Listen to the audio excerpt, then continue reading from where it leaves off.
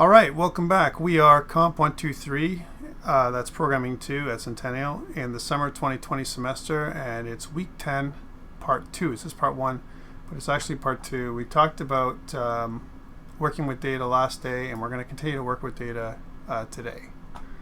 So what did we do last day? By the way, the video link is up on eCentennial if you want to watch it that way. So last day, I'm just going to bring up Visual Studio to work with.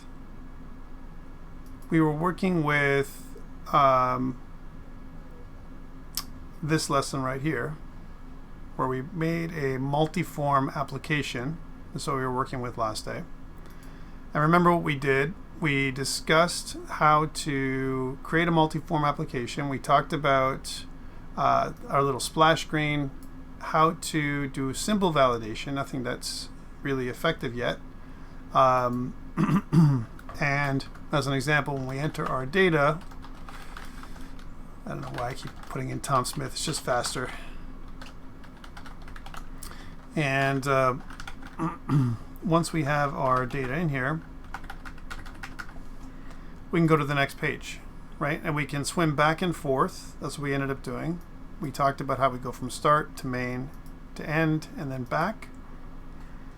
And we also discussed how to pass data from one form to the other, but we haven't really done that yet. Today what I'd like to do is actually save the data on a file and load it from a file. So that's what I want to try and accomplish today. There is another PowerPoint that I uploaded as well. If you look at eCentennial, I opened up another PowerPoint called Linked Data Access.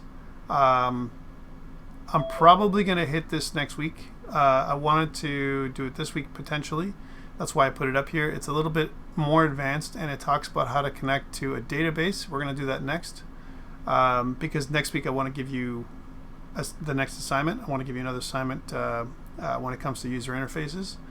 So linked data access will help us access a database and work with databases, and there'll be another thing coming up according to that. So I'm not sure if I'll get to that today in any way, but I put it up here. We can, and I shared it with you so you can take a look at it in advance. But we're really working with this PowerPoint, which is data files. Okay, so that's what we're working on right now. So again, we started off and we have 4 forms now. Before we were only working with a single form, and this today we're continuing work with multiple forms. You can see that we have our splash form. Our splash form has a timer. Again, looks like when we drop some components, some of them are not visible components, and they kind of drop into this area right here. Splash form timer is what we ended up doing.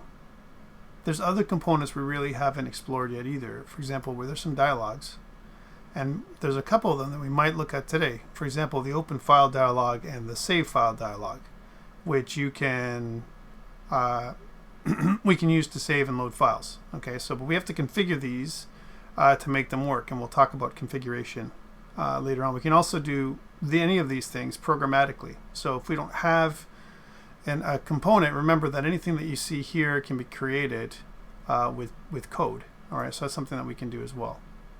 So dialogues. Other things that we're going to probably explore, of course, are menus and toolbars. We'll get to that as well. It won't be this week. But menus and toolbars are, kind of gives us a little bit more interactivity. And we're going to need to use menus and toolbars coming up in the next assignment, though. You'll be given something to do with menus and so on. But for today, what we want to go to is, let's get to this PowerPoint a little bit and talk about data files again. So again, here are our objectives. What we want to do is we want to store and retrieve data through streams. We've done this already on the console, but I want to do it again with user interfaces. And there's a couple ways that this PowerPoint talks about doing that. So if you scroll down, it really talks about the interaction. This is kind of an overview of how it works. So we've got our form, we write output to the data file, and then later on we can read output from the data file. This is kind of the way it works, right? It's very straightforward. Write output, some kind of data file, later on we read it. Different kinds of data files we can read and write to. We can read and write to text or string data files. We can also use We can also use binary files, which are very useful as well. And they're really useful because a lot of times we can write an entire class out to a binary file. We can encode it and decode it, or encrypt it and decrypt it from our data file, right? So there's another way of talking about it. We can say we're serializing and deserializing. So it's something else that we've been talking about, or we've talked about in the past. Let's continue.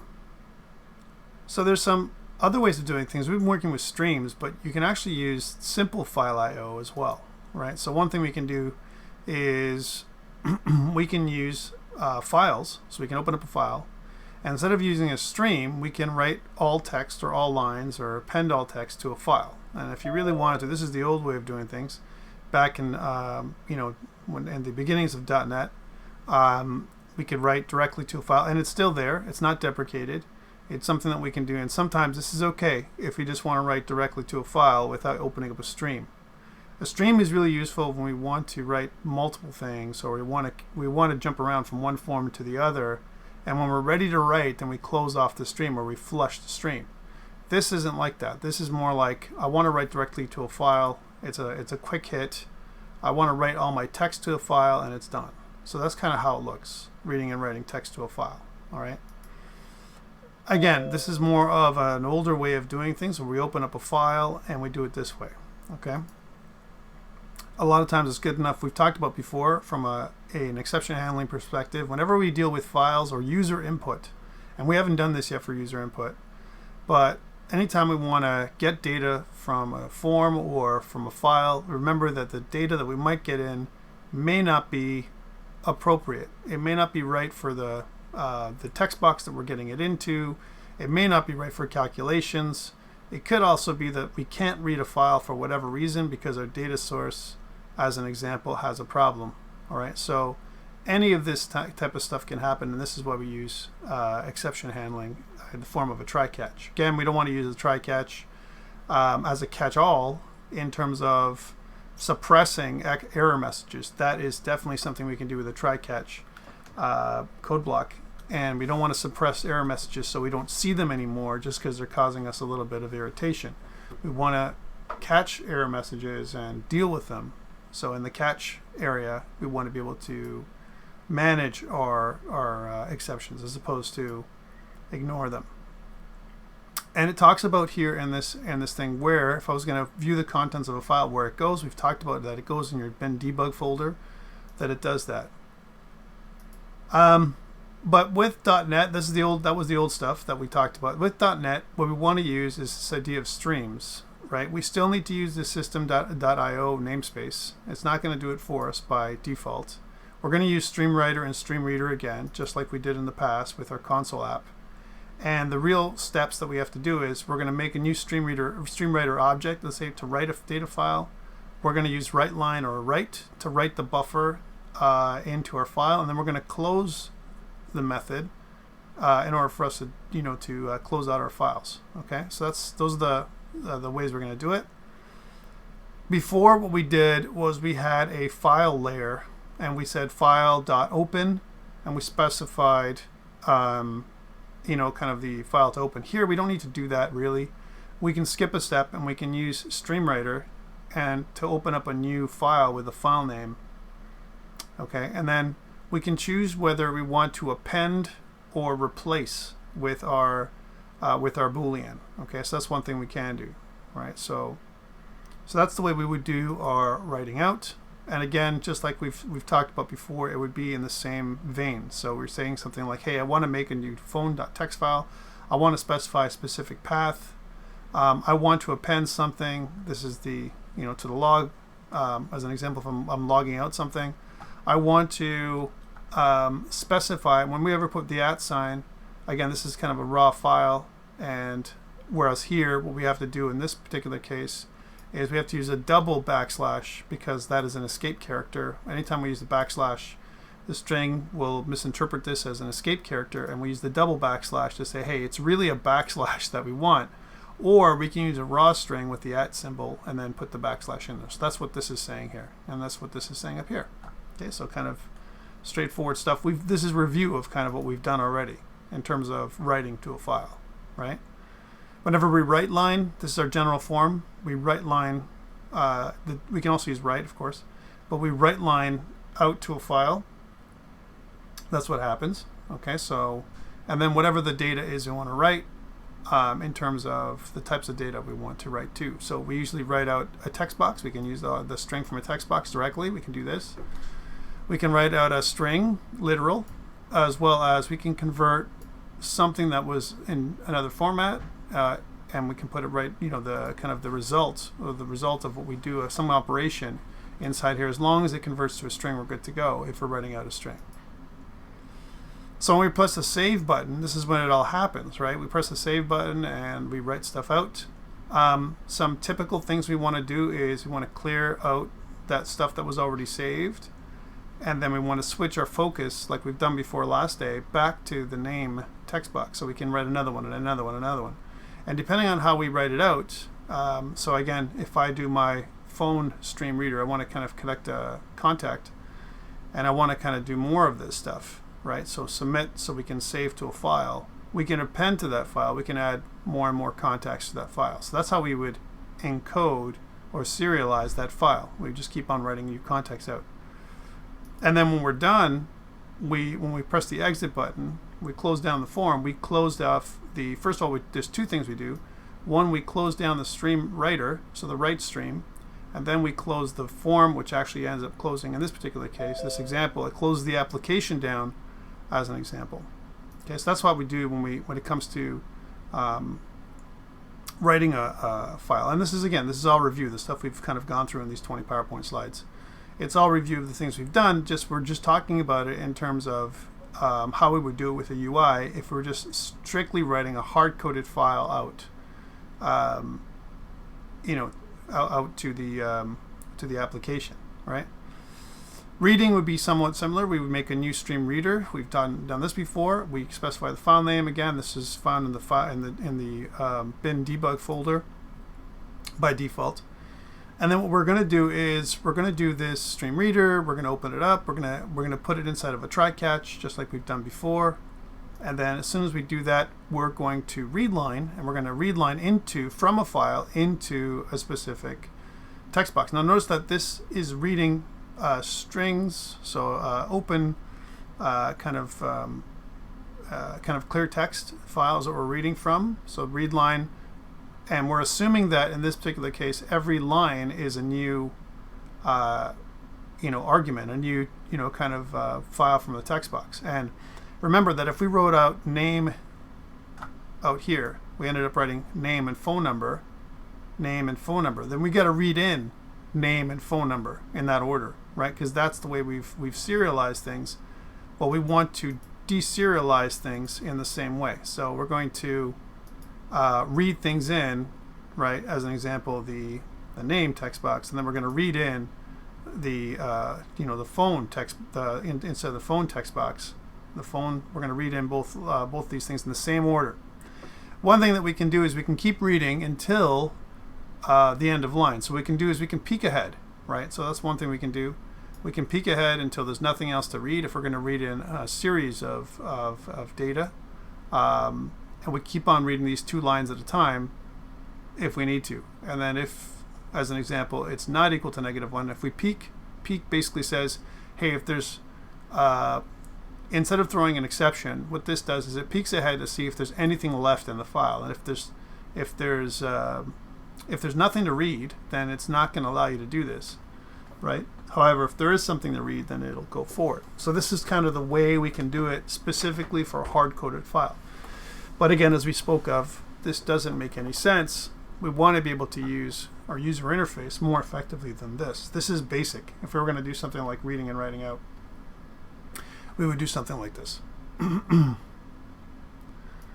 What we want to use is this idea of a file, a dialog box, which is what we just talked about, which is kind of a component we can add into our code. All right, so a dialog box for reading and writing out our data, right? And there's 2. There's the open file dialog box, and there's the save file dialog box. So open file, just like we've seen before in other applications, when we click the open button, it opens up a file, like a little window, And we don't have to create that. Microsoft has done it all for us. We can do a bunch of stuff. These are different properties of the Open File Dialog class. That's what this thing is, right? We can check to see if the file exists, the path exists. We can look for a file name. We can also apply a filter. So if we only want to see text files, as an example, or a data file, we can do that. We can also specify the initial directory by using the directory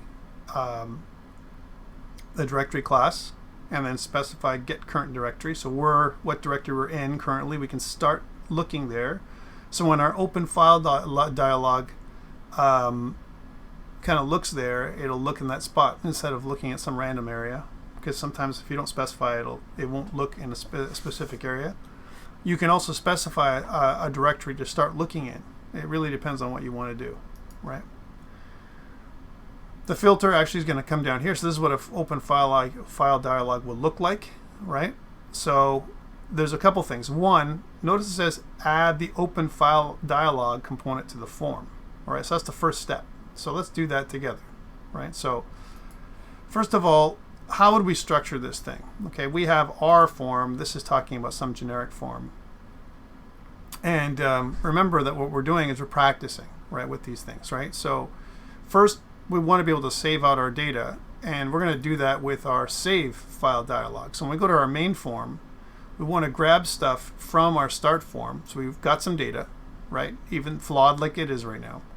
And we're going to go into the main form. And when we get to main form, we're going to have a button that's going to say save. Okay, let's make that button right now. So we're not using a menu. We're just going to use a button for now. Okay, and then we'll get into menus later on, how they work properly.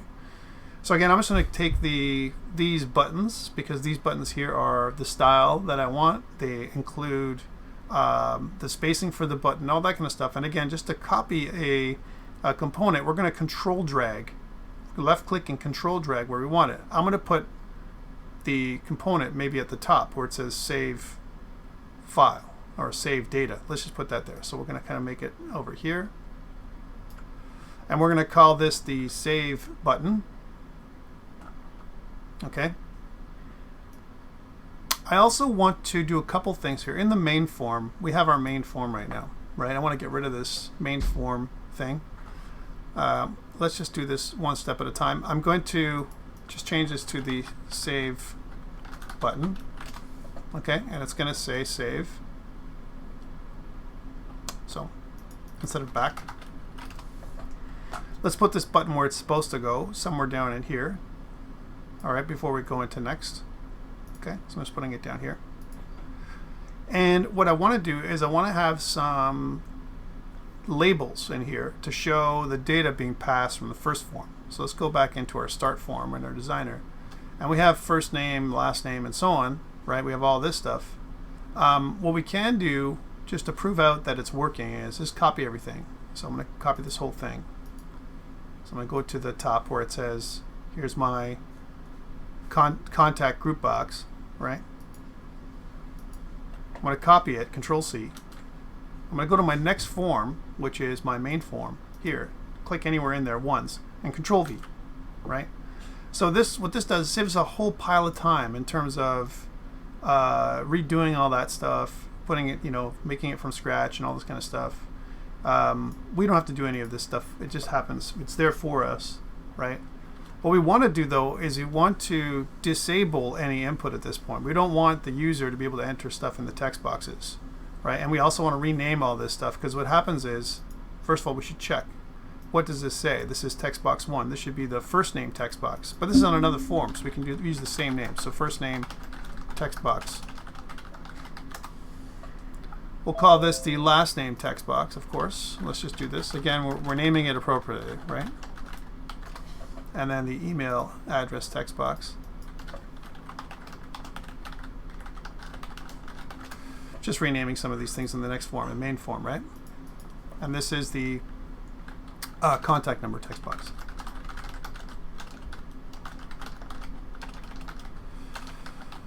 Going to do the same thing for the labels really quickly, first name label and so on. Again, it's a little bit of prep work, but just in case I need to modify these or whatever, and I will probably have to do some of this work, not for all this, but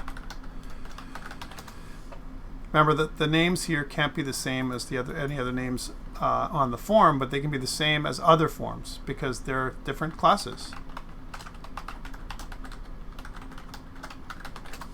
And the last number is the contact number label. There we go. So we've got all that scaffolded out. We want to start, when this form loads, we want to start with all of these disabled, but I also want to I want to style them a little bit so that they don't look like they're disabled. So I'm going to kind of select all these, right?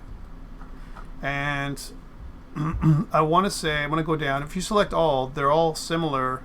You can select all of them at the same time and modify the properties together because they got the same properties. I can take the same user interface controls like I've done in the past and modify all of them at once, right? So I click on all of them. So I did like left control click to get them all. So left click and then left control click to select each one individually, right? And then what you can do is you can go to the enabled button and change it to false. Let's say change all these to false, so they're not enabled by default. This is going to gray them out though. It's going to change their style. The back color is going to be weird. Let's make that go back to normal. And what I want to say is that the back color is going to be white. So we're going to change this back to white. And the fore color, instead of window text, because that'll change to gray, it'll gray it out, we want to make this into black. So I'm going to go back into black. So that way it's whatever's in there that we're going to put in there is going to turn out to be whatever we want. It's disabled, which means you can't access it. The other way to do it is to make it read only. We can shift this to read only, but then it would respond a little differently than making it disabled. And I'll show you this way of doing things. One more thing we have to change is the group text box. This is the contact. Normally this is the contact, a text box. If I go to the previous form and I go to my start form here, right? Here's my start form. Then I call this thing the contact group text box. I'm just going to contact group box. I'm going to grab this, copy it, just so I don't have to type it. That's another way of doing it. And go to main form and then click on the text box, the group box, and then paste it, and that can be the same. So that's another way of doing it. I want to see when I enter this form, when this form loads, as an example, when it loads for the first time, not when it activates. I don't want to keep loading when it activates, but only when it loads for the first time. I want to transfer data from my contact class into here. Okay, that's because I know the contact class exists, and I've created a contact class in my program from last day, right? So I make my contact class, I instantiate it here, I fill it up inside of my start form. So if I look at my start form CS, then what we do is we fill up set contact data. We fill up the contact data here, and then once I've done this, I don't have to pass the baton. I don't have to pass information from one form directly to another form, but I'm using the class as a container for data. That's what I'm doing. So then I can just read from the class and put it back into the form, and I want to do that with you now. So I want to go into my start form, and I'm going to double click on not start form, main form. Double click on the back, which is going to create the load form, right? There's also some other stuff I've got over here. I got a bunch of extra buttons. I got the back button. I got the next button click. I got my contact group box enter, which I'm not doing anything. I probably did this by accident. Let's get rid of this. But this main form load is something that I want to use first. Let's just fix this first. We have some of the code from our startform.cs. It's the other way around. Instead of doing it from this way to this way, it's going to be from this way to this way. So I'm just going to grab this and just move it around. Right? So they're named the exact same thing, and I did that on purpose. Right? So then all I have to do is go to my mainform.cs, and when it loads, I want to do the other way. So I want to kind of grab this and put it here. So we're going to reverse stuff. Right? And same thing goes here. So I'm just going to grab stuff from the form. Okay, so I'm grabbing things from the contact class and filling the form up when I load. I don't need this one, contact group enter event. This is a useless event for me right now. I want to get rid of it, but remember I can't do it directly. I got to go into my mainform.cs where I messed up, right here, and I can look at the mainform.designer. In my mainform.designer, I can open up the generated code, and I can look down to see where that group box is. Here's the group box, and I have this event handler. I can delete this event handler here. This is the way of doing it. I showed you the other way by doing it directly in the form. Now I'm just going to do it here and just save. And what this is going to do is if I go back to the mainform.cs, I can safely delete the contact group box enter. If I don't do it that way, then I'm going to have an error in my form. And when I go back to my main form, which is my main form itself, this one, then I would have an error. We don't want that. So let's run this thing and see what happens. We've kind of already done the code. Let's see if how that works, and then I'll put it up on GitHub for you. So again, we start a splash screen. We enter some data. We'll use Peter Parker this time. Peter Parker and Peter at example.com. And here's his email or his phone number is 416-555-5556. And then click next, and we see that the data has been transferred in a way that, even though I made it like black, kind of looks grayed out, right? Why? Because I've disabled these, you know, kind of these options. I can't even copy them. Look, I can't copy or anything. I can't select these things when I do that, when I make it like this.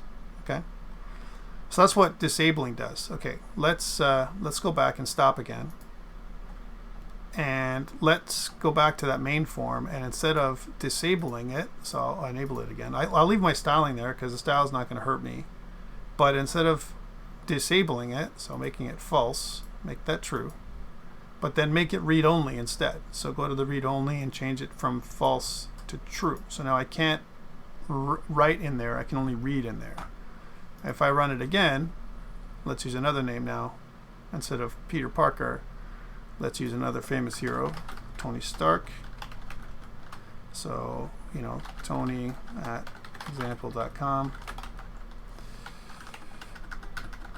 Okay, as an example, next. And you can see now I can copy the data if I need to, but I can't add to it. I can't, if I type in there, it won't allow me to do it. I can't delete anything. But however, I can copy it, and it looks like it's a little better. This is not a bad thing. Okay, this is not terrible, but what we need to let the user know in certain ways that you can't modify the data as it's incoming. Okay, we also need some kind of label that says, you know, you entered or something like that. Let's go back and take care of that. So we need a label. I'm going to use this label style. I'm going to control drag. This is in the, go to the start form first. The other thing is the start form is kind of weird. It's kind of way out here hovering. Let's put it down a little bit. And I'm going to put a control drag this label outside of the group box. Control drag copies the label. And what I can do with the label is I can make it kind of like a label that spans. So I'm going to go to, again, I'm not using any kind of table or anything like that here. In this case, I could totally use a table. I'm not doing that. Auto size is true. I'm going to change this to auto size is false, right, for the label. And I'm going to make it so that it spans this entire thing here, just in case I have to. I want to make the label bigger than normal, so it looks like a title, some kind of headline or something like that. And instead of first name being in here is, you know, enter contact data, enter contact, we'll say information. You can see that that's pretty big. And then what I want to do is change the font size. Let's make that like 24 if we can. See how 24 looks. 24 looks pretty good. We'll also make it bold, so we'll change that a little bit, just from a styling perspective. And now you see we get into a bit of an issue. Maybe 24 bold is too big. Well, let's make sure that it's the size of our structure there. That's pretty good. That fits. Enter contact information here, right? And we're going to say this is the this from a label perspective is, you know, kind of instructions label.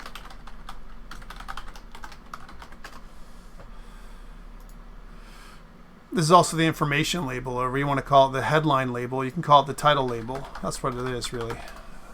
Maybe that might be a better name for it. I want to copy this thing, so I want to Control C, and then I want to go to the main form and Control V. But when I do that here, as an example, so okay, back to the start form. So the start form, I've got this label, Control C. Okay, cool. I Control C'd it. I'm going to go back to my main form one day when it doesn't crash. Don't crash. Thank you. And then click on the form itself. So, and Jagjit, you're coming off of mute again. Please stay mute. I want to Control V it, but you can see that right now it's not liking anything I'm doing to my objects here. Right, so notice that the form itself, like sometimes I get this where I can't even touch my form whatsoever. Right, this is a glitch. Sometimes it happens. Let's build, and sometimes you need to do that, build and then stop.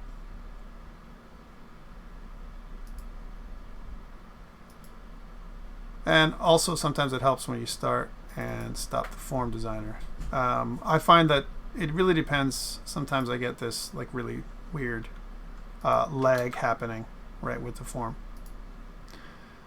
So that didn't quite work, my copy paste. Maybe it's because of my room. There could be many things, but I want to put some information in here and I really don't have the room for it.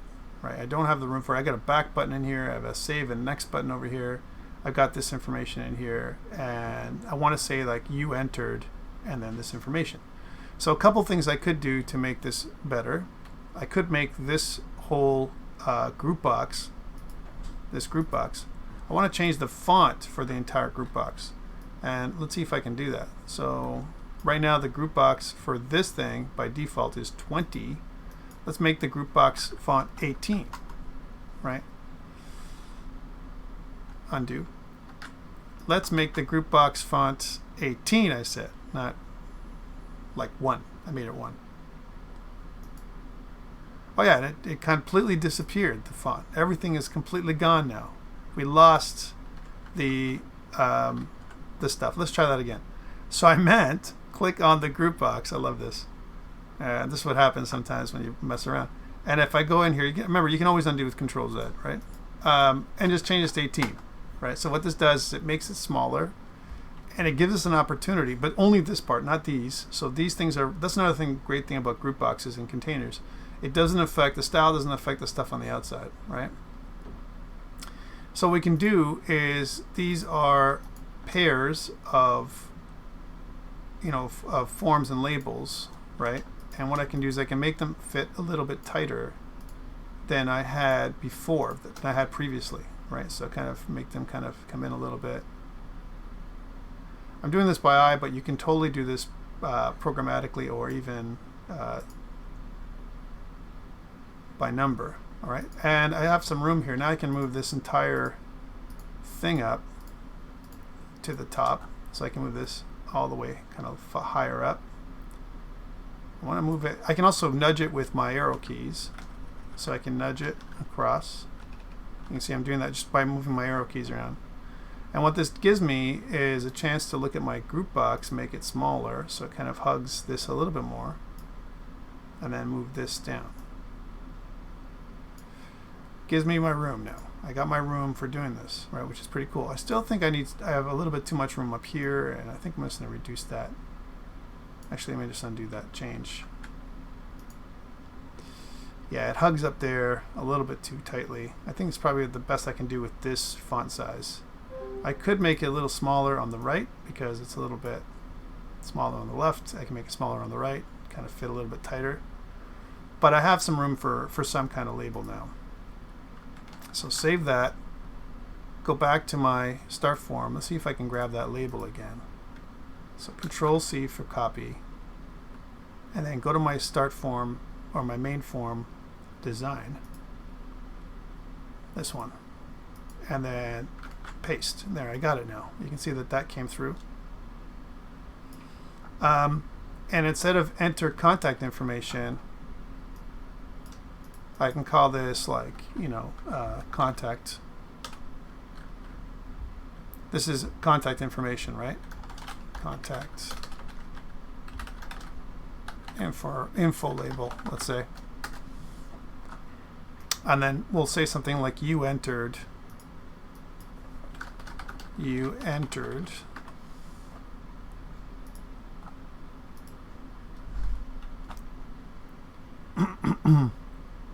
so maybe you entered, we can say like contact info entered. How about that? Contact info entered is this.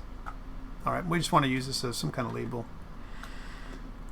And so we've adjusted it. So now there's going to be a clear difference between our main form and our start form. Our start form is bigger, our fields are bigger, and they're positioned differently. And when I go to my main form, it kind of puts it over here a little bit, and it enters the data. This is all going to be read-only. It really depends on what you like more. If you want to make it read-only, and so you can copy-paste, or if you want to make it disabled, and then you have no control. Personally, I like the disabled pattern more, because what happens is when I put disabled in there, then my user, I can also make it read-only, by the way, read-only and disabled. That's kind of overkill, in my opinion.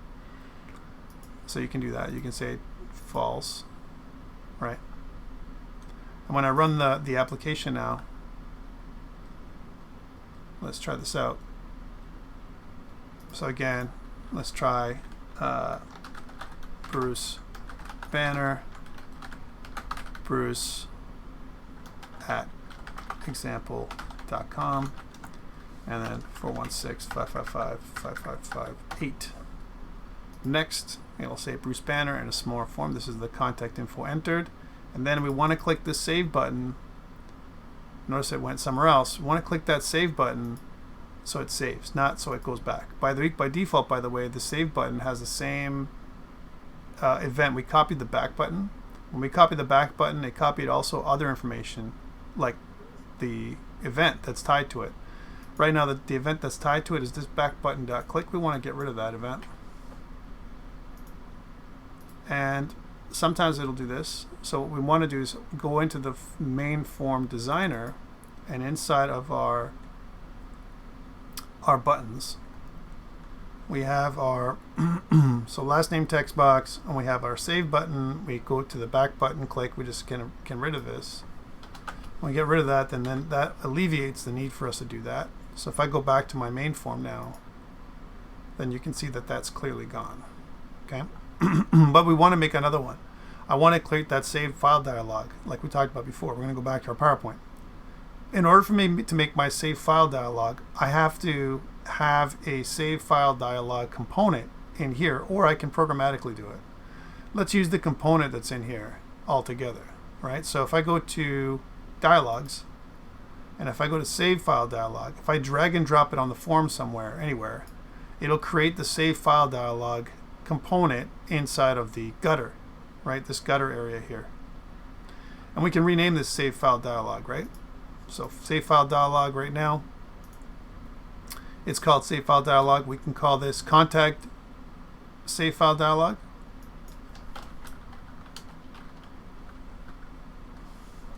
Cancel.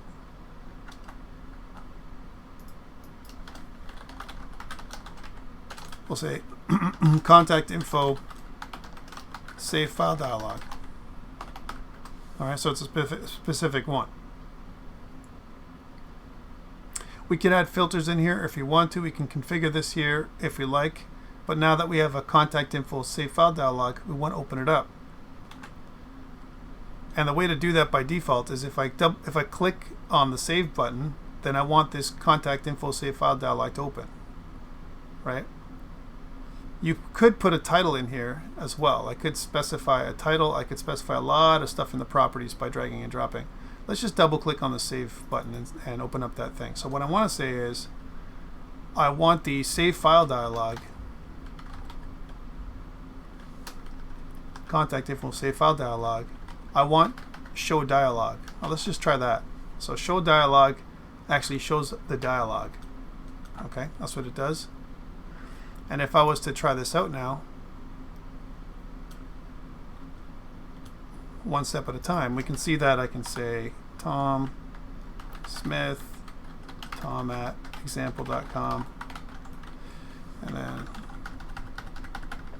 next we get the data, and then if I click save, now we get the save file dialog, but it takes me to some cockamamie place like documents, right? It also doesn't specify the save as type. We don't have that option. We also don't have the file format we want, nothing, right? It's just basic. There's two options that come up. There's cancel and save. Both of these things create a save file dialog result. All right, that's what it happens. If I press cancel, it actually submits something when I do this.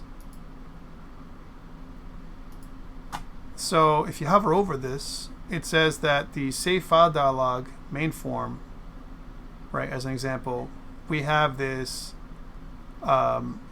it opens up the save file dialog this way. All right, that's what it does. Save file dialog. All it does is show it.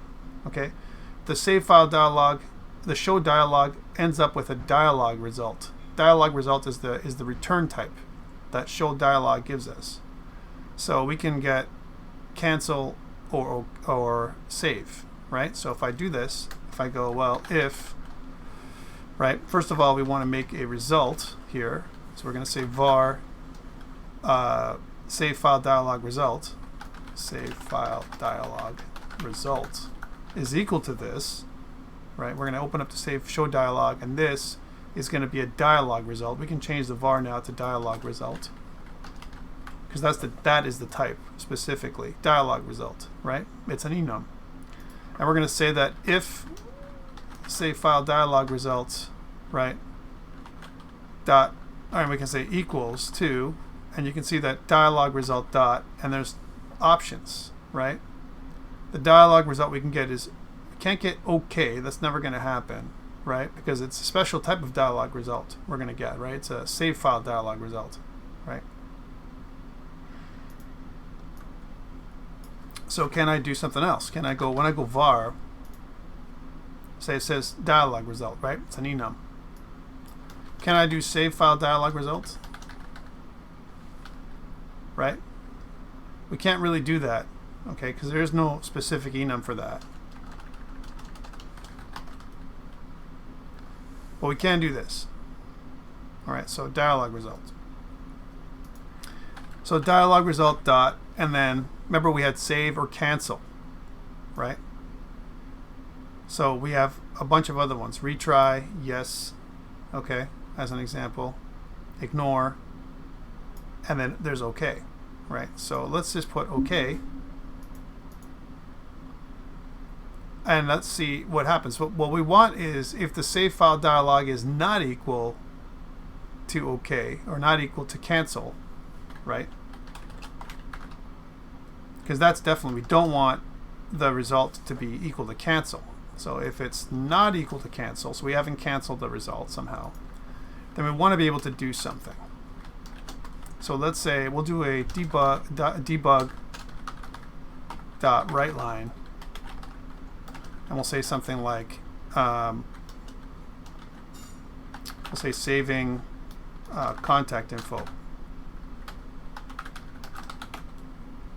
Okay, so we can see that that result worked. So that's the first thing. So again, first part one is we dragged and dropped a component, the save file dialog component from dialogs.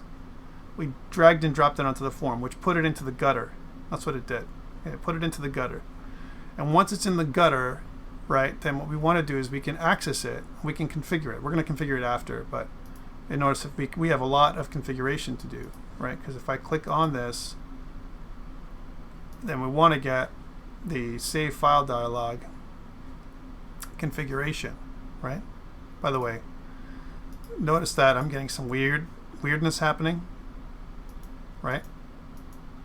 So if I click on this should give me a context sensitive menu, and I'm not getting that. I'm seeing save button. Why? Because save button is here, right, in the form, and contact info save file dialog is what I want. You can specifically choose something up here in the properties if you have that issue, like I'm having. Okay. All right, so contact info save file dialog, we can add extension as true, auto upgrade enabled, check file exists false. We can do that if we want to. we can specify a file name here. So we can configure it here a little bit. We can specify the default file name is contact info. Right? And the default extension, for example, txt. Right? Contact info txt. That's the default extension. If I did this and I ran this file now, this application, without doing any other configuration, just that alone, then when I go to enter the data,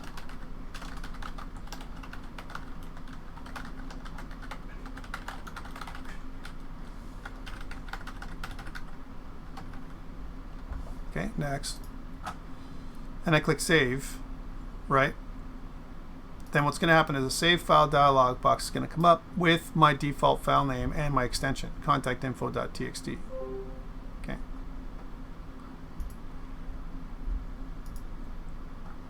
One step at a time here, right? The filter, and notice what it gives us. Here's some examples. The pipe character is our division. So we can say something like, I want text files. So that's the first part. We can say that the filter is text files, pipe, the pipe character, and then star.txt, followed by another pipe character, and then the description of the next thing, like all files, pipe character, and then star.star, right? And that is the filter. This filter is the thing that we'll see inside the bottom of the save file dialog. So if I press run here, right? Again, we'll get back to this. So again, we'll go Bruce Banner. I'm shuffling superheroes. We'll say the Hulk.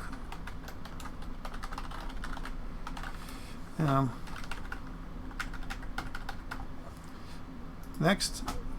Save, right? And we can see that contactinfo.txt comes up by default text files as something that we're going to filter, or we can choose all files. All right, so that's what it can do. That's what that filter does. So that is this. That is this filter thing. Initial directory, again, is, like we said before in the PowerPoint, is get current directory, right? We could specify it here, right, before we open it up. Okay. And the title, like save contact info, okay, which is something that's going to appear at the top of the dialog. So we want this to be our current directory. We can't put like get current directory in here like we did before. Like in the PowerPoint it says we can configure our current directory, directory.get current directory, to be our initial directory, right? That's what we want to do, right?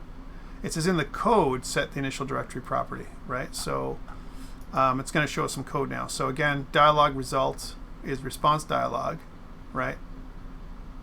And then what we do is the response dialog result, open file dialog 1, we specify the configuration first before we open up the dialog box, right? We can do all our configuration before that too by code alone as well. So let's do this.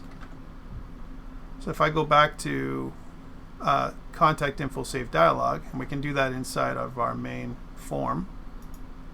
So again, instead of doing this show dialog, we can specify our contact info save file dialog dot, and then initial directory is equal to directory dot get current directory. We can do that, right? So we can do our configuration. We can do our configuration first. So first we can configure the dialog. Then we open the dialog. Then we wait for the result. Wait for a positive result, right? If it's negative, then we're going to ignore it. Like, it's not going to even do this because we're going to cancel. And we'll do that every single time we press the save button. Okay. we haven't done the saving part. We're just opening up the dialog. We're using the dialog to do this right now. Okay, so let's try this again. And again, going here, and we'll use Peter Parker again.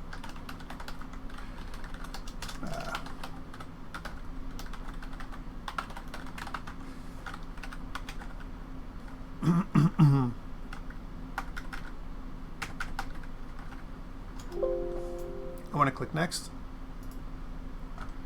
I'm going to click save, and it's going to go here, and now it's looking inside of bin debug, right, which is where it's looking. But it's also looking at this thing called Netcore app 3.1, which is weird, right? It should be actually here, not in there, which is a weird place to put it, right? But the great thing is at least it got us into this folder, wherever we want it, right?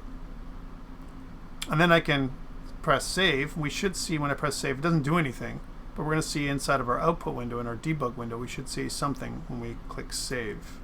Saving contact info, right? It kind of went to that. Why? Because we got a non-cancel result. That's what we got. But this actually is what happens when we actually when we press the X button. What kind of result do we get there too? Do we get a non-cancel result? That's also something we have to be wary of, right? Because there's a couple of non-cancel results we can get. So again, let's try this again.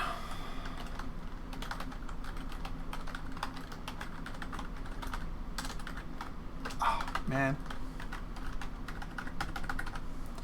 Next, and then we're going to click save. And what if I press the X? That is also another option. So I can press the X, I can press cancel, or save. Those are the three things I can do to trigger. Notice the save contact info title comes in there because I put that in there. And it says we're specifically in the Netcore app 3.1.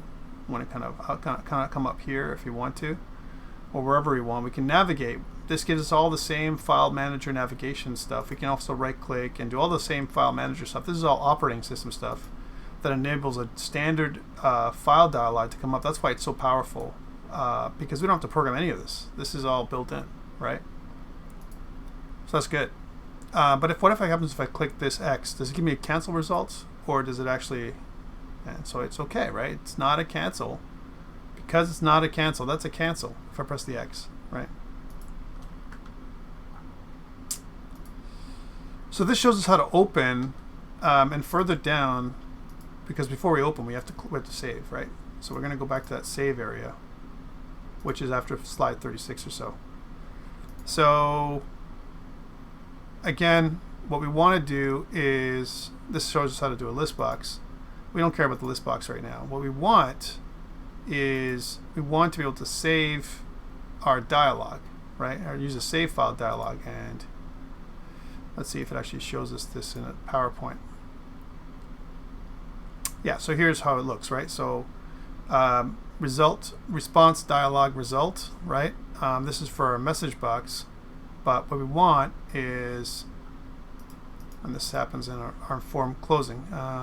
Just want to make sure I've got this right thing. New stream write. So I make a new stream writer. It says if I want to append the file or not, right? As an example, this actually does the using a toolstrip menu, which we're going to get to in a second. But what I want is that save file dialog to come up, right? So when the save file dialog, because we've talked about the open file dialog, right? So save file dialog is similar to open file dialog, right? But what we want is the open file dialog uses a stream reader, and the save file dialog uses a stream writer. All right, so those are the two things. So here's our open file dialog where we want to get the current directory, right? And what we want to do is we want to save with our stream writer, right?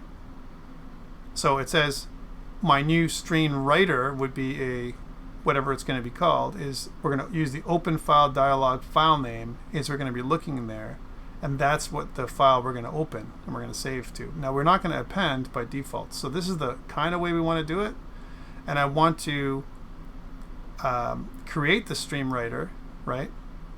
And when I'm done, when I click the save button, I want to close it out. All right, so let's do that. So if it's not, if I know for sure that I want to save and it's not a cancel, this is just our debug. Let's get rid of that. I want to create a new stream writer. So I'll say stream writer, right? And we'll call this stream writer is equal to a new stream writer. And we're going to pass in, we can use, there's a couple of options here. So stream is one, the string path is the other, right? We can also use a type of encoding if you want to use a special type of encoding. The string path and append, if I want to append, you know, kind of heroes. Right now we're going to make this false. We're not going to put anything in there, right? By default it's false. Encoding and the buffer size, I can specify that. I can also specify if I want to append, and I have all this other stuff I can put in there as well. So lots of options, but what we want is the save file dialog, the contact info save file dialog dot file name, whatever has been chosen. If I don't modify it, it'll just stay as whatever it was. So contact info save file dialog. I'm just going to get rid of these for now so you have a little bit more real estate so you can see this. Save file dialog dot file name is what I want, right? That's the one I want in there. And what that'll do is it'll open up the new stream writer with this file name. And then what I want to do now is I want to call something that writes all this information to a file, right? Okay, that's the next part. Okay, so that's something we can do it this way. Okay, and so when I do the writing to a file now, remember that at the end, what I want is my stream writer to close. Stream writer.close should be something I put at the end. This is stream writer lowercase, stream writer. This one. I want to be able to close off my stream writer. The other thing that you can do with stream writer, it's not just close, right? You can see flush as an option. So it clears all the buffers for the current writer and causes any buffer data to be written to the underlying stream. I think this is a good, flushing and closing is pretty good at the same time. So flush, it's like flushing the toilet. Flush and then close off your stream, right? So flush and close. I think these are good practices by using it this way. There's another way of doing it without flushing and closing, without even doing any of this. And inside here, what we can do is we can do all of our writing. So one, we want to open up our stream, open stream to write, right? Here, we're going to do some cleanup, right? And then we're actually going to write data. So these are all the pieces, the piece parts we're going to put together. And I'll put this up on GitHub in a bit. So we know we have all this data that we're displaying, but we also have our program contact first name, last name, and all that stuff that we want to write, right? So I want to just grab this stuff, just these pieces, and I want to, because these are all text pieces, I'm just going to kind of do one of these. I want to write from the class, not what's in the file, but from the class itself. And you can do as stream writer dot write line, and then I want to write this out, right? That's what I want to do. So I can do the same thing with all this. I'm just going to kind of structure this so I can quickly, get this going. And that this is how we're going to encode the data at first. This is our first pass, if you will, at making it work. Remember, my motto is make it work and then refactor after. This is not the best, but it's going to work, right? Hopefully. And we can take a look, we can inspect the data afterwards. Okay, so these are the things we want. Let's try this and see if this works at all. All right, so run it. And we're going to save Peter Parker here again. And our email address. We'll use Peter this time. Or how about pparker@example.com, just to be different. Click next, and then save. It's going to give us the save file dialog. I want to go into the bin debug folder and save it as Peter Parker contact. We can change this name to peterparker.txt, let's say, and then save. And if everything went well, we don't know if anything went well. We have no idea if it worked or not, right? Because we haven't got an error, right? So we need to, the best way to check for an error, because now we're not even catching errors or anything like that, is if it worked. And then we want to be able to say that, you know, hey, your file has been written, or even a little pop-up message that says, you know, your file has been written, press OK to continue, like a message box. That's a good use of an alert. Hey, by the way, your file has been written, or some kind of label out here that says file written successfully. That'll pop up, you know, error writing file if it doesn't pop up. Let's check to see if what happens. So if I go to my Solution Explorer now, did it right.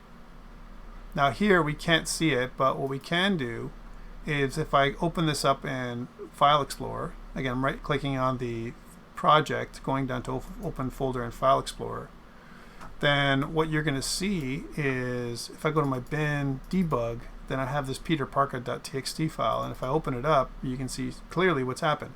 Every line has been written in from the text box. That's what's happening, clear text format. Okay? So that's good. Now we need to read it. So we've got our save button click. We've written it. One thing I noticed that when I was using my form right now, before I put it up on GitHub, is when I'm here in my start form, right? So my start form design, this part.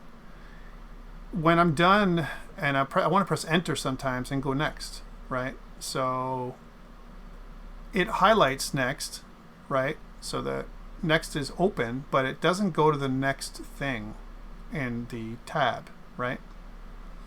So we should probably use a tab stop to get us there too. So again, I'm going to go back to properties and bring that properties up right over here. And you can see that we've specified the tab stop, right? So tab stop true, it's going to stop. And this is the tab index 2, 3, 4, 5. And this should be 6, tab index. Tab stop true, right? But if I press enter, my enter button, I want the next button to activate. And you can do that because there is a couple of defaults here. One is this, you notice that there in the form itself,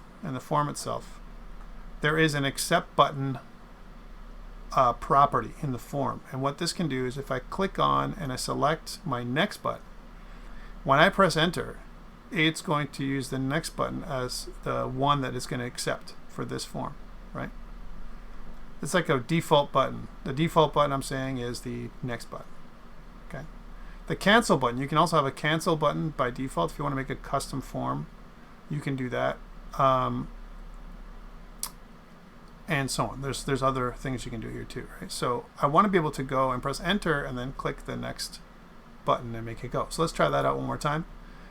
What if I was to do this again and I would overwrite the file? It would give me the same overwrite if I said, hey Peter Parker, I want to make it so that it's Spider-Man at example.com, not Peter Parker or P. Parker. Phone number's the same. Next. And then I want to click save. I want to specify that I want to go to the same file and click save, right? It's going to say, are you sure, right? This is the little message, a message box that comes up, which is modal, right? This is something that's built in by the system. We talked about modeless and modal. These forms, this form here is modeless, right? But this is a modal form, and so is this. You can't escape this stuff until you escape it in sequence. So if I press yes, then it'll save out the file. That's what it'll do. Let me go back and let's try it again. If I go, for example, Tony Stark, and then, you know, Iron Man at example.com, click next. Here's Tony Stark's information. I want to save. I want to go back to here. I can see Peter Parker, but I want to change this to Tony Stark.txt, right? There we go. One more. Let's do another one. And we'll do Bruce Banner. The Hulk at example.com 416-555-5559, press enter, will take you to the next form. But look at this, what happened? Peter Parker came up again. So that's interesting that it happened, right? I pressed enter and I lost my data, right? Let's go back to what happened and let's see if it actually did what it was supposed to do. Did it write what it was supposed to have in there or not? So again, bin, debug, I want to look at Tony Stark and see what I got. Tony Stark worked okay, right? And then Peter Parker worked okay, right? But when I went to Bruce Banner, I got some weird data passed over. Why? Why did it happen? And what happened? How did I go from one thing to the next? Well, remember what's happening. When I enabled my next button as the accept button from my start form, right? And if you go look at my start form code, so here's my start form.cs, we set the contact data, right, only when the next button has been clicked. So next button, click, set contact data. And then we clear form data, right? Set contact data. And where does the set contact data take its data from? From first name, last name, email address, and contact number. Well, how come it brought up the other data, right? Because we're saying, hey, rejig our program to do this. How was it able to go from one form to the other and somehow skipping over, because that was a bug, the next button click. So let's put a debug dot write line and we'll say something like next button clicked to show this issue, to understand what's happening. So again, if I go out and run this thing really quickly, so we have we'll do Bruce Banner again. Bruce Banner. This time I'll write them out, right? And we'll say the Hulk at example.com, right? And if I press enter, I'm good, right? This time it worked, and it says next button was clicked, even though I didn't click the next button. It was clicked automatically. Okay. Save, and I want to go into my debug, and I'll change this to my file name. Now this is the thing. File name is contactinfo.txt. What I could do is make it so it's Bruce Banner.txt. So first name, last name.txt instead of doing it this. This is kind of not what I want, right? So in order for me to do that, I can do that. I can programmatically do that, right? I can say instead of in my main form.cs, sorry, my main form design, instead of here, putting my contact info, txt could be the default extension. But remember, all these things you can plan, right? And same thing goes with the filter. Filter is okay to put here. Default extension is okay to put here. But maybe my file name, I want to do that programmatically, right? So main form. So before I save, I want to configure in my dialog, right? So first I configure the default directory, and then I want to configure the file name. So I can say contact form info save dialog dot file name, right?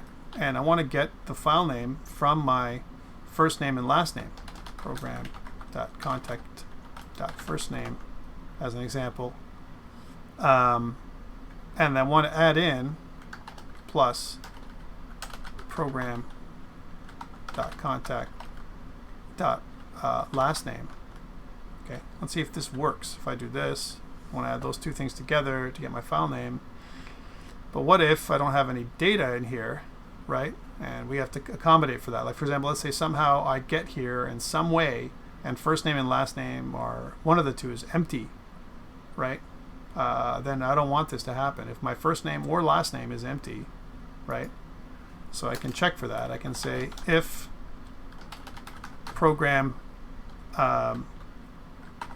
dot contact dot first name is not empty, or dot, and again first name you know, you want to check to see is if it's empty, right? It's a string, right? I want to, if I said is empty or empty, I want to compare that, or equals to string.empty, empty. If it's not equal to this, so I don't want to see if it's the empty string. It's not equal to the empty string, right? Because I don't want this to happen, right? If it's not the empty string, and both of them have to be true,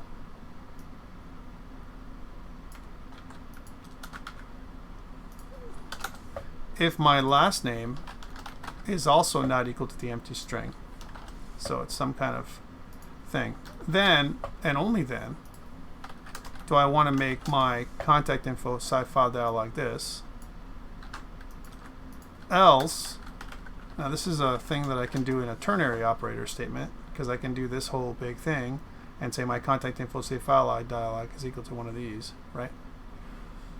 But I'm going to make it so that this, just for now so it's clear, is equal to contact info.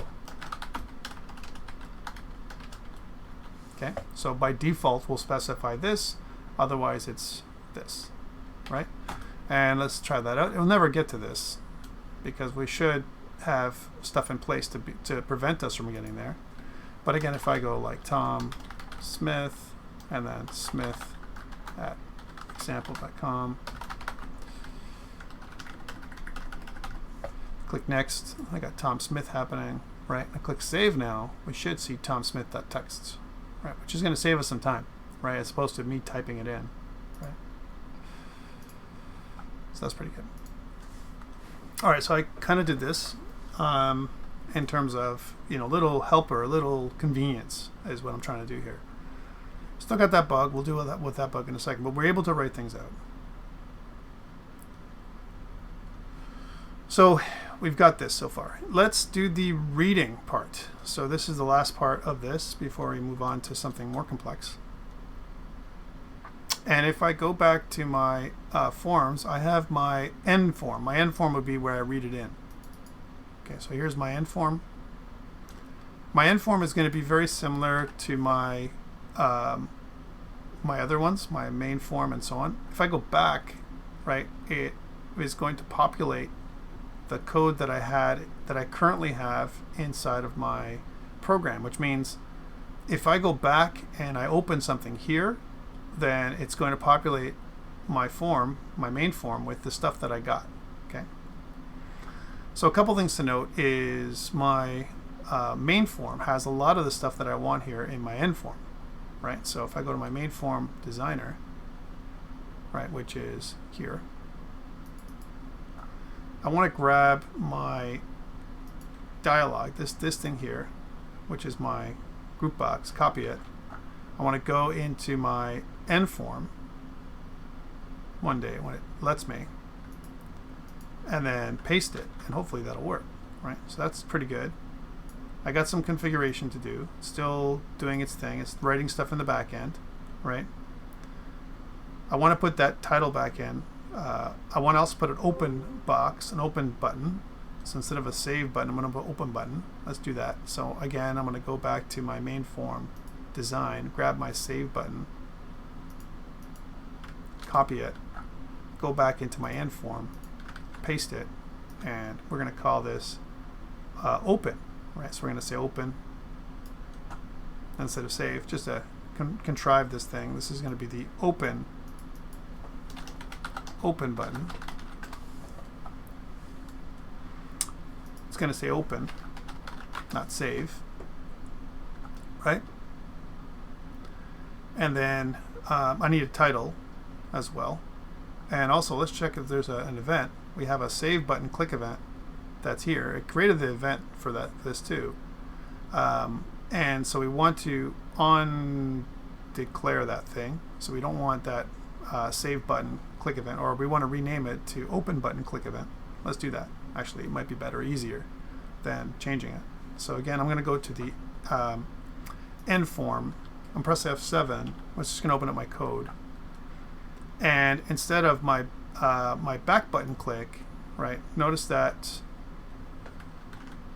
one thing that I have a problem with, if I go to my endform.cs now, right? It's specifying my save button click event, but there wasn't a save button click before. So let's make sure that here we rename this. So we're going to rename this to open button click, which should rename everything, including the back end. Should. Open button click. Right, we're pretty good. And I'm going to do some of the same things. So we're going to get back to this in a sec. First, let's rename all these because we want to make sure we have our functionality in place. We're going to say first name label, last name label,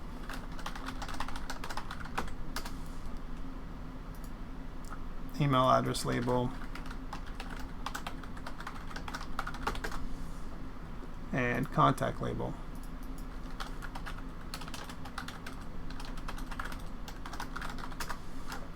And first name text box, you got it. You can probably do it before I do it. Maybe you've already done it before I did it. Last name text box, email address text box,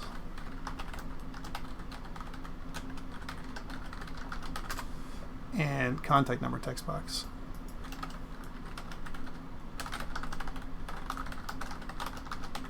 Okay, so all those are done. This is still the back button, which is good because we had that from before. And we have to also change this, which is the contact info group box, contact group box. That's what that is. We have everything now in place. And in this time, instead of having a save file dialog, we're going to bring in our component for our open file dialog. So we're just going to drag and drop it onto the form somewhere, which is going to give me this open file dialog, which we're going to rename to our contact info open file dialog.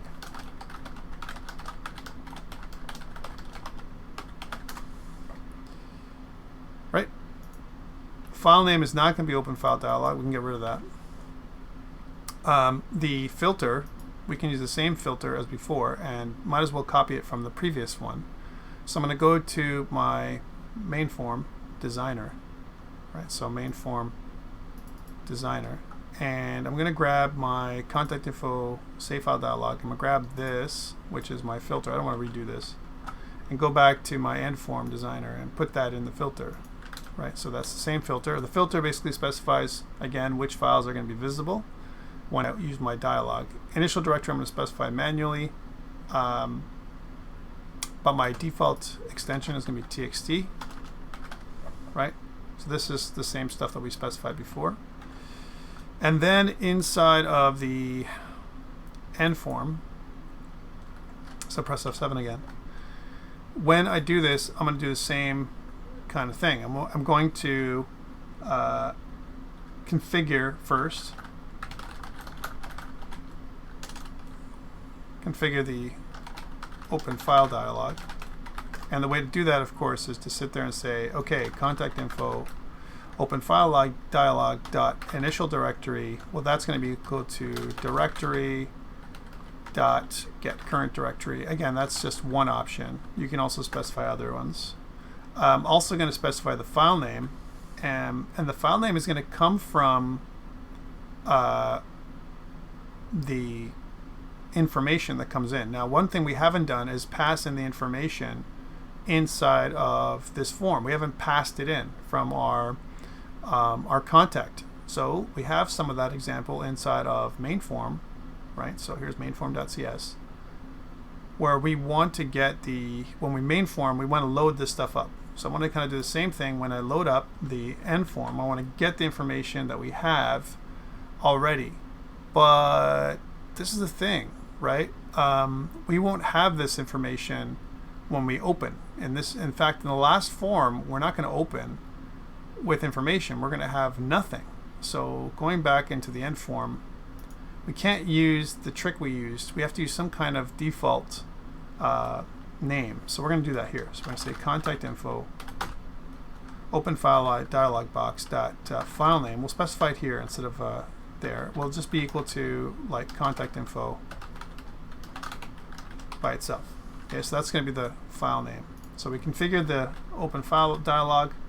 And then what we want to do is we want to open up the form, right? We're going to open it up, right? Open the dialog. And we're going to say that dialog results, right? We're going to get the dialog result is equal to the contact info open file dialog dot show dialog. And when we show dialog, it's different because what it's going to do is going to come up with the dialog results, right? And again, one thing we can also do is we can also configure the title. We can do that here instead of inside of our properties.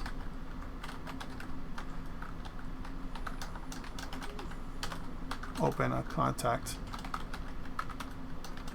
We can also say load.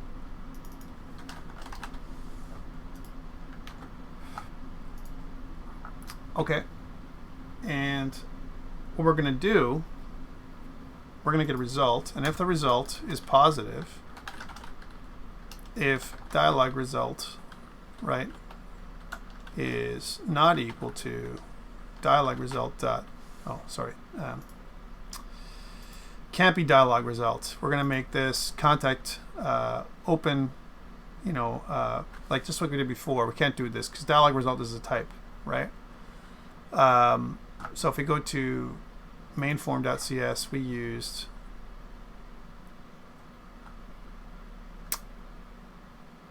save file dialog result. This is what we want to do. Well, we're going to make this. I'm going to go back to this. We're kind of creating this open file dialog result. I'm just going to kill this for now so you guys can see more. We have more visibility. Dialog open file dialog result is the type dialog result. We're just doing this in one. We're doing this in one line. And then what I want is the open file dialog result. If it's not equal to a result dot cancel, if it's not a cancel, like we don't, then it's obviously we're going to load. And we're going to assume right now that there's no issues. We're not going to get issues with opening a file or whatever, right? Then what we're going to do is we're going to create a stream reader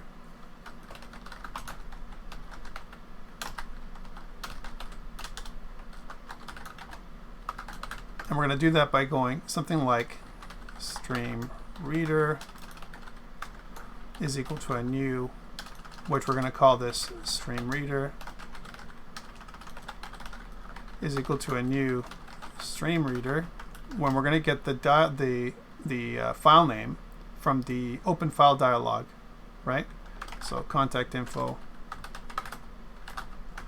dot file name. We're going to put that in whatever we got there is going to be the way we're going to open it, and then we're going to clean up. We're going to say the stream reader, this one here, dot. Notice that we can't do a flush because there's nothing to flush, but we can do a close, which we want to. All right, so we can do this. And then we want to read data from the file. And we want to basically deserial. The same way we wrote out is the same way we're going to read in. So we want to read it in. And when we read it in, we also want to show it inside of our results. So a couple things we're going to do here that's different. So first of all, we're going to read it in. Okay, now we maybe have some examples of that, of how that works, right? Where we're going to read line, right, as an example. So let's go to mainform.cs, right? And there might be an example of where we're getting data from, actually it's probably in startform.cs. So if I go to startform.cs, I don't got a lot open here. Here it is. But we know this is something we have a set contact data here. This is a pretty good method that I want to copy, right? And I'm going to go back to my end form and just pop in that method in here. So again, there's no specific order for how this is going to work right now, but I'm just going to put that up here. Later on we'll organize. So set contact data, we're going to say that my program.contact.firstname, that's going to equal to our stream writer. This is kind of what I want, but we can't do it in this context because we need to have a reference to the stream reader. So we're going to say stream reader, call reader, right? And what we'll do is we'll say reader.readLine. And we'll read line from the reader. We don't know what that reader is going to be, right? But we want to read in our from the reader, whatever is in there. We don't need this part, just this. We want to read line, right? I want to read line a bunch of times, actually. Let's just call this to be consistent. We'll call this stream reader, not reader. So otherwise, we're going to be like, well, you use reader here, but not there, and all we have to do is basically do one of these, right? Because now we're reading specifically from the file. So 4 lines from the file, we're reading it in. We're going to call set contact data. Notice we have to pass in the reader. Well, because in this context, the reader doesn't exist yet. So down in here, we're going to say that set contact data, but what it needs in this case is stream reader, which we're going to just pass in. Right? And when we do this, we're actually passing it by reference. This is actually an object. So this is, because this is an object, we're passing the object by reference to the set contact data method. So it reads all the data from the file. That's what this does. And then after it's done reading from the file, we want to spit this out onto the form. Right, now that we can get that from main form. Because spitting it out to the form, we get stuff right here, and we're going to kind of, write out to the form. Maybe we'll make another little method for this, right? So instead of set contact data, we want to show contact data. So we'll say private void show contact data. Right? And we'll say that whatever comes from our class is going to spit out to the form. That's what's going to happen. We also want to make sure that our form from a designer perspective. So this is our end form designer, right? We want to make sure that this form, these fields. I'm just going to go back to my Solution Explorer here just for a second, and also click on my properties. I want to make sure that each of these fields is, again, I made them disabled by default so that you can't mess with them. Once you click this button, it opens this and plops them in here. And that's what's going to happen. All right, so that's what the open will do if we were successful. And if I click back, then it's going to load the data that we opened into that main form. Okay. We also need a title that we're missing to complete our design. And I know I didn't put it up on GitHub, but I will. So I'm going to go to my main form design, grab this title, copy it, and give it a second for it to copy. And notice I'm spinning right here. And then go to my end form, click onto it, and paste it. And then we can see that contact info label. So this is the contact info label. And the contact info label is not going to say contact info entered, contact info loaded.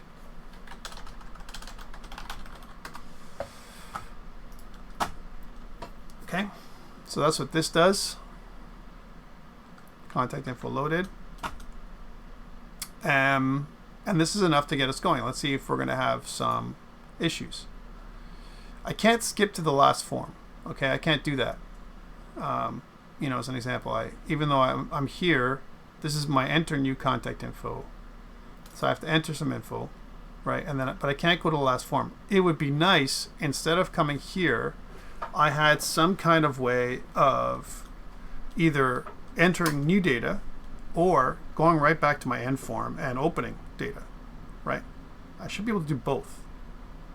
So the way to do that is to create yet another form, like some kind of control form, if you will, right? Or a selection form. First, let's put this up on GitHub. I've done a lot of work here, and let's go to changes. You can see that when I click on changes, I have a lot of stuff that I've done, tons and tons, right? So I'm going to say added loading and saving functionality, commit all, home, sync, and push. So that'll give you everything I just did, all the code. But what I want to do is I want to be able to specify, because I mean I can go to my, if I run this the way it is right now, like I'll show you, right? So let's say specifically I just type in some dummy data, right? Dummy data, doesn't care what I put in here, right? It needs an @ symbol, right? But it's okay with this, and I'm just going to put some dummy data. It doesn't care that what I put in here at all. Click next. There's no validation, and I don't care about saving. I'm going to click next, and then I want to load, right? I have to do all that to get to the load screen. That's not good. If I click open, now it's going to take me to my stuff that I want, and let's open up Bruce Banner, right? And press open and see what it does. Uh-oh, something happened. I did it, but it didn't work. Oh, what did I forget? I know what I forgot. In my end form, down on my next button, I set the contact data, set it in my stream reader, but I never showed it. So I need to show contact data. I never did that here. After I printed it out, after I loaded it into my class, I never showed it. I need to do that. Show data on the form. Okay, let's do that again. So again, I have to do this. I have to wait for my app to load. When my app loads, I gotta enter some dummy data. This is wrong, right? And then I go to my next form, and I gotta go next again. And then when I open, let's open up Bruce Banner again one more time. Then it should show everything here. If I go back, it's this, right? So that's weird, right? I gotta fix this problem. This is a problem I gotta fix. This should load from the program that the class, the contact class. That's what should happen here, all right? And I should be able to modify the data if I want, right? So this is my info that's been entered, right? If I click edit, right, as an example, there might be an edit button here just to make it more informational, right, or more useful, this form.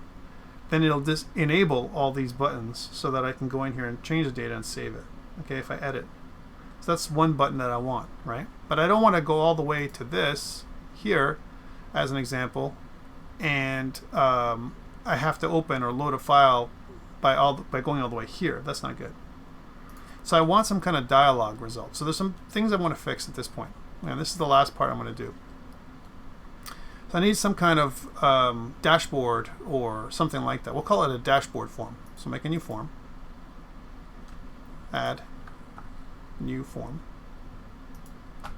And the new form that I'm going to add is going to be called dashboard form.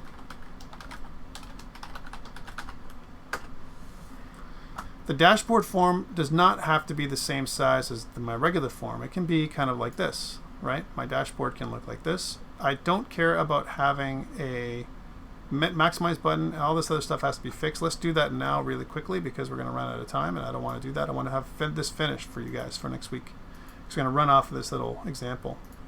So again, it's going to be 20.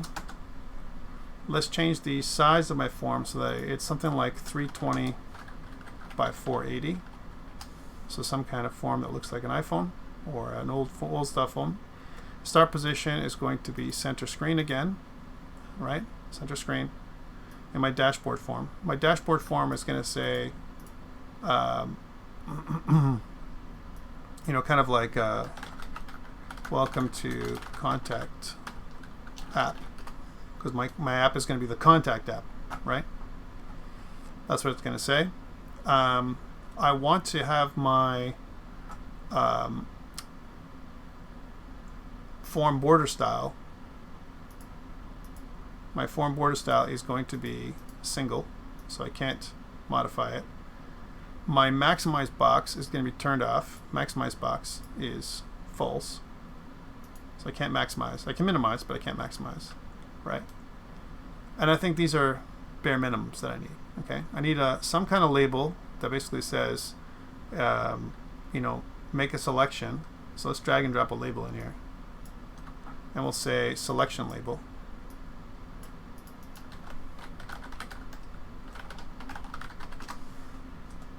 And we'll say make a selection.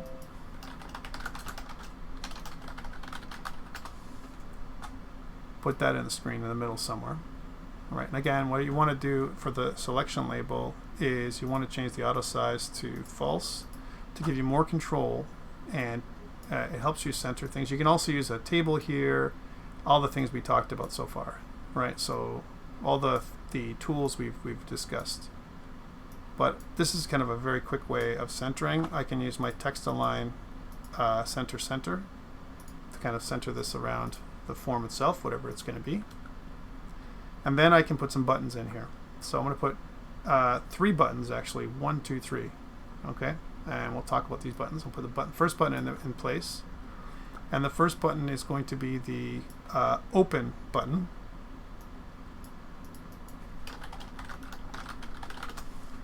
Right? I could also copy paste from the other ones, but I don't want to. Right? I'll just copy paste from here for now. Although there's something to be said about the style that we have and the size of the button.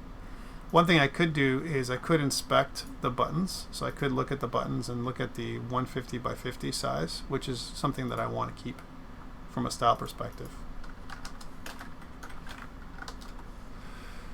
Okay, so this is kind of where it's going to be. I'm not centering them yet or anything like that. However, I could definitely center them, right? And I can do that by using my controls in the form, right? So far we haven't done that. And I want to create another one. So drag and drop. So I want to create new is the other one, right? So create new. Open, create, or cancel is what I'm going to have in here in a second, right? So we'll call it new button. And this new button will just say new. And the last one will be cancel.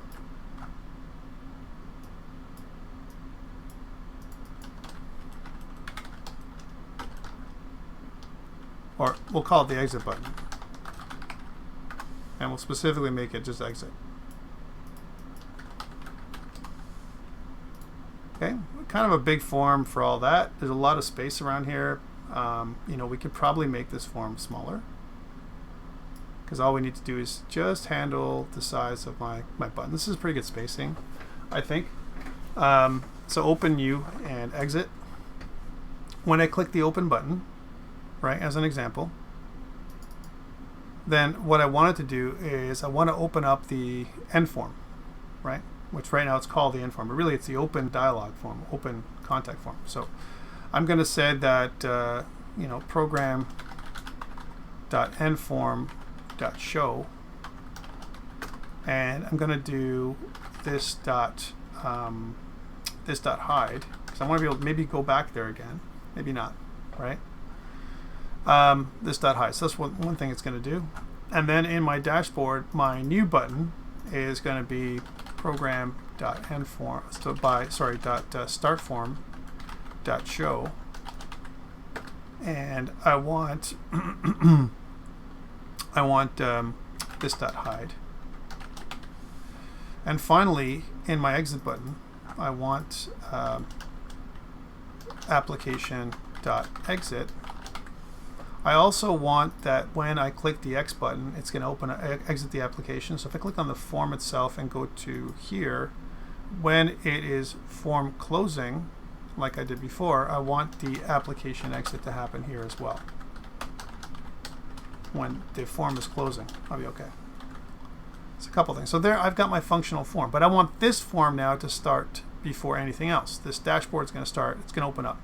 So again, I'm going to go to my program.cs here, and before everything else, before my splash form, actually, or after my splash form, because this is the order that I want, I'm going to public static. I want to create this thing, which is going to be the dashboard form. We're going to call this dashboard form. And splash form is going to initialize, and then I'm going to say dashboard form is equal to a new dashboard form, right? Which is going to instantiate what I want. I'm going to start with my splash form, but this time when I go to my splash form, so let's go to my splash form .cs, instead of my start form show, I'm going to go my dashboard form is going to show. Okay. Phew, a lot of little changes, but what it ends up doing is, if I start off and if I did this right, then it's going to go from here to this. Now notice that exit is highlighted. I don't want that, but we should check all these to make sure they work. So open, let's go to open. The open form works now, right? It goes here, I can open up a form, for example, Bruce Banner, open. If I go back, it actually takes me here and it loads it. That's weird. Like this actually worked, right? It's the first time that it's loaded, that's why, right? The first time that it's loaded, not activated. So that's the trick. That's what's causing our little bug to appear. So we got to fix this one. If I click back, it's going to actually allow me to enter a new form if I want to. Start form is going to enter new contact information, which is what this should say. Enter new contact. So we have some changes to make. So in my start form, we want this to say enter new contact.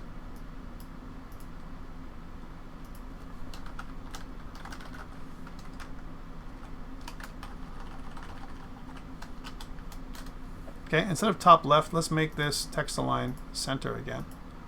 So it looks a little better. Enter new contact. In my main form .cs, instead of the main form load function, we don't want this to trigger. We want actually our main form. If I go to main form, I want the event to be activated. When the form is activated, this one, I want this stuff to happen. So it's going to happen on both the initial form load and the activated. When it activates, it's going to do this. Okay? So that's when that happens. We can actually make a little function for this because I'm duplicating code. But for now, I just want to make it work, right? The other thing we're missing in my edit is an edit button, like I said. So in my main form, I've got my save and my next, but it'd be nice if we had an edit button. I'm just going to control drag save to here, right? And we're going to say edit. So we're going to, not going to use this for a second. Well, in a second we'll change that. But here we'll call this the edit button because it'd be nice to have, right?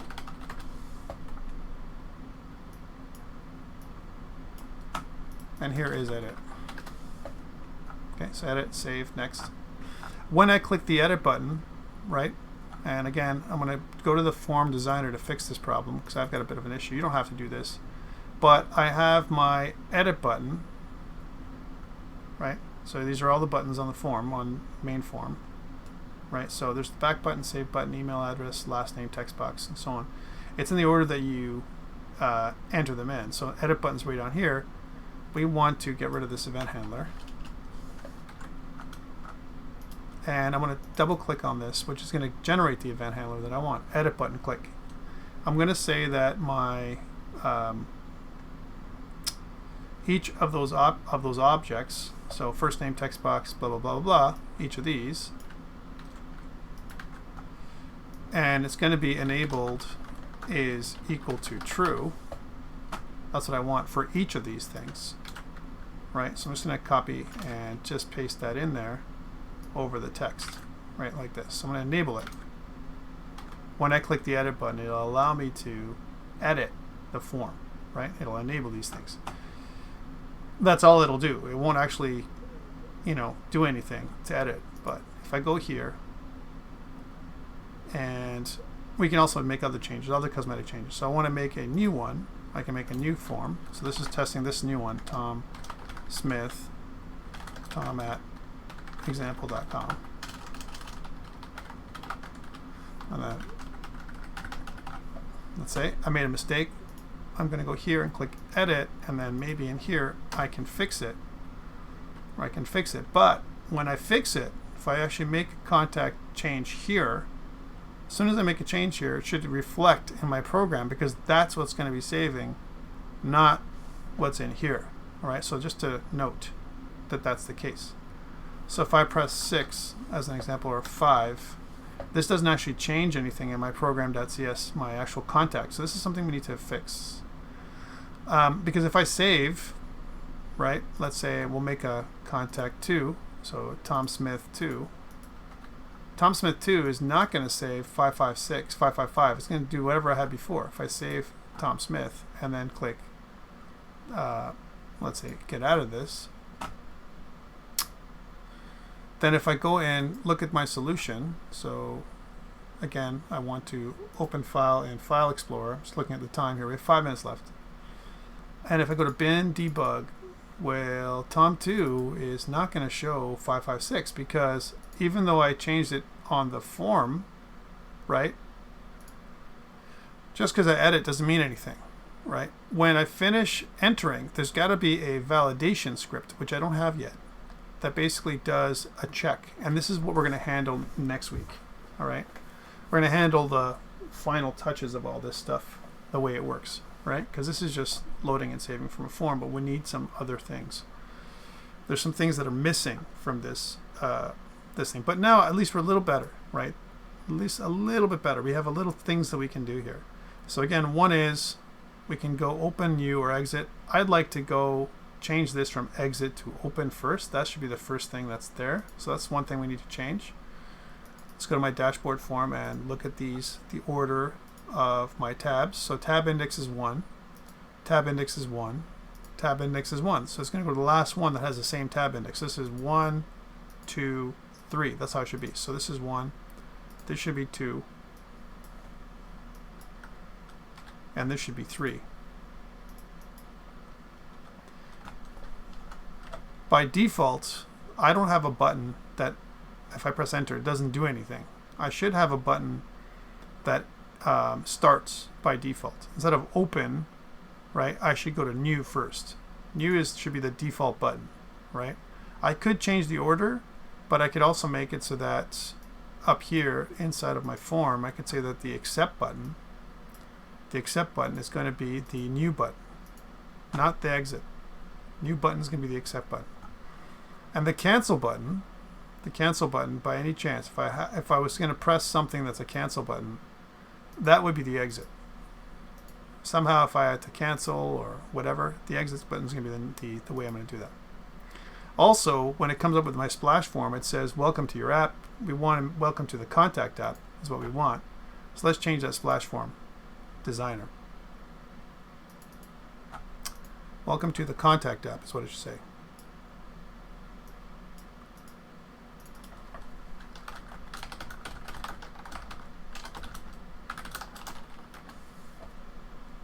Okay. And we can put some images there and stuff, right? Open starts off, but if I press enter, it's going to take me to the end form, right? Because that's what I've pressed by default, because I'm pressing on the button, right? Because that's the one that's been thing. So I can contact info loaded. This should also say load contact info. Let's try that out. So end form should say load contact info.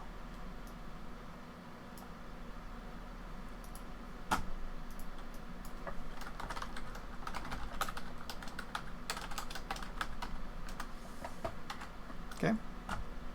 So minor tweaks and changes. The big one is the edit, which we haven't fixed yet.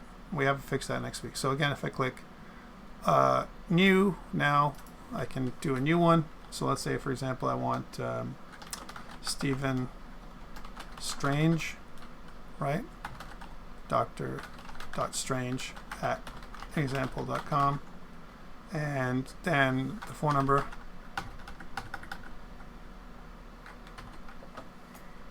Next, Dr. Strange gets loaded in. If I go back, or if I click edit, it won't do much. It'll just enable these for now, right?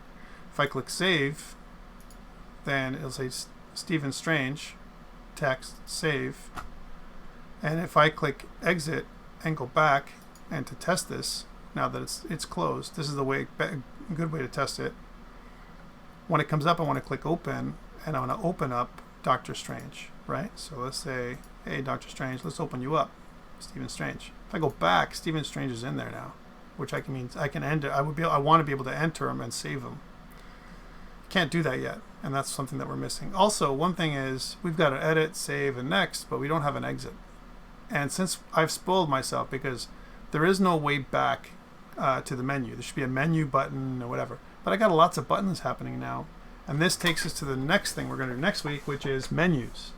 It would be nice if, instead of just having buttons like edit and save, right, we had a menu strip to do editing, saving, back, next, all those kind of things, right? And we're going to talk about that next week, okay?